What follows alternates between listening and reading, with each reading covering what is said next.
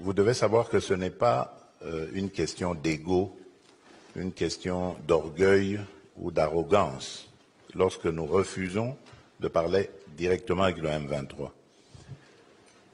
D'abord, la première raison, c'est parce que le M23 a massacré des populations et a bombardé des camps de déplacés où il y avait des femmes et des enfants.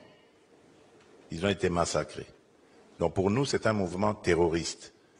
Et on ne négocie pas, on ne discute pas avec les terroristes.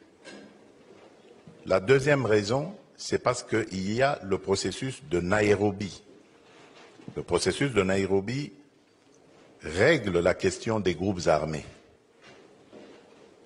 Et donc, le M23 étant un groupe armé, il est logé à la même enseigne que tous les autres groupes armés évoluant en République démocratique du Congo, et il doit avoir le même traitement, donc il doit rentrer dans ce cadre.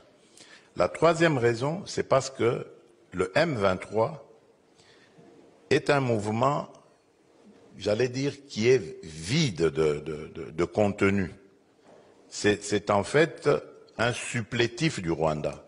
Le M23 est une sorte de paravent que le Rwanda met, mais en réalité, derrière, c'est l'armée rwandaise et donc le Rwanda qui se bat.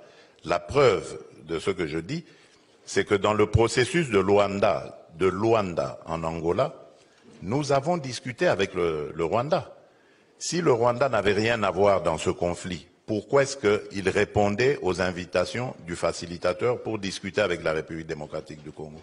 Donc vous comprenez que c'est le Rwanda qui se cache derrière et qui envoie un mouvement dit de Congolais qui vont venir à la table des négociations pour parler des intérêts du Rwanda.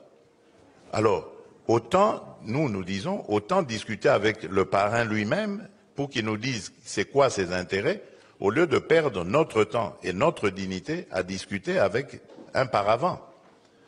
Donc voilà la raison pour laquelle nous le disons. Et quand vous dites que ça ne va pas faire avancer, mais si ça va faire avancer la paix, parce que comme je vous l'ai dit, le processus de Nairobi est là, et le processus de Nairobi était justement inspiré pour régler la problématique des groupes armés. Alors,